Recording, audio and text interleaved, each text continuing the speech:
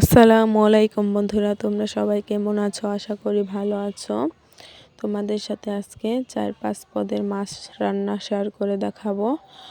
তো এখানে আমি বেলে মাছ নিয়েছি, মলা মাছ নিয়েছি, চান্দা মাছ নিয়েছি, চিংড়ি মাছও আছে, এর সাথে পিয়ালি মাছ আছে, পুঁটি মাছ আছে, বেলে মাছ আছে, চিংড়ি মাছ আছে। সব পদের মাছ দিয়ে আজকে তোমাদের সাথে চচ্চড়ি রান্না করে শেয়ার করব।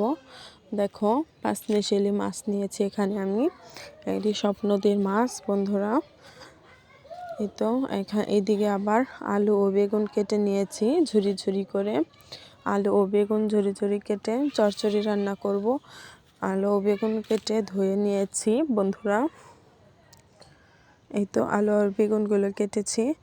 অন্য পাশে কাঁচা মরিচ কেটেছি, এর সাথে পেঁয়াজ কুচি করেছি। বেশি করে নতুন পেঁয়াজ দিয়ে চচ্চড়ি রান্না করলে চচ্চড়ির টেস্টটা যেন আরও বেড়ে যায়। এখন আলু ও বেগুনগুলো আমি দিয়ে দিব।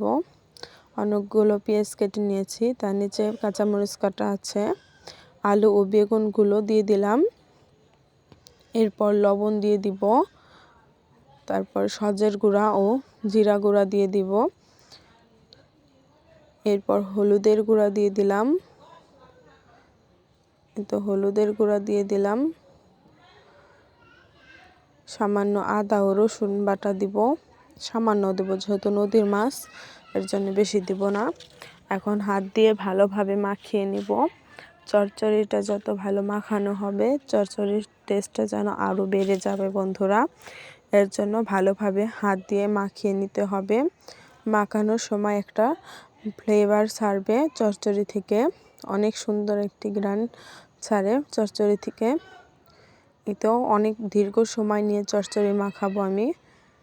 এই তো অনেক সময় নিয়ে চচ্চড়ি মাখিয়েছি।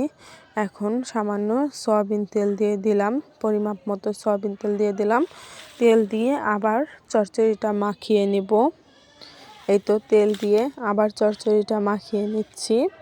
দীর্ঘ সময় নিয়ে আমি চচ্চড়িটা মাখিয়েছি, প্রায় 10 মিনিটের মতো। এরপর মাছগুলো আমি দিয়ে দিলাম। মাছগুলো দিয়ে আবারও ভালোভাবে মাখিয়ে নিব, আলতো আলতোভাবে ভালোভাবে মাখিয়ে নিব। এই তো আমি ভালোভাবে চচ্চড়িটা মাখিয়ে নিচ্ছি। ভালোভাবে মাছ দিয়েও অনেক টাইম মাখিয়ে নিয়েছি। এখন চচ্চড়িটা ভালোভাবে সেট করে নেব। দেখো, চচ্চড়িটা ভালোভাবে এখন সেট করে নিচ্ছি বন্ধুরা। এই তো চচ্চড়িটা আমি ভালোভাবে সেট করে নিয়ে এখন পানি দিয়ে দিলাম চচ্চড়িতে। দেখো, মাছগুলো অনেক সুন্দর দেখা যাচ্ছে।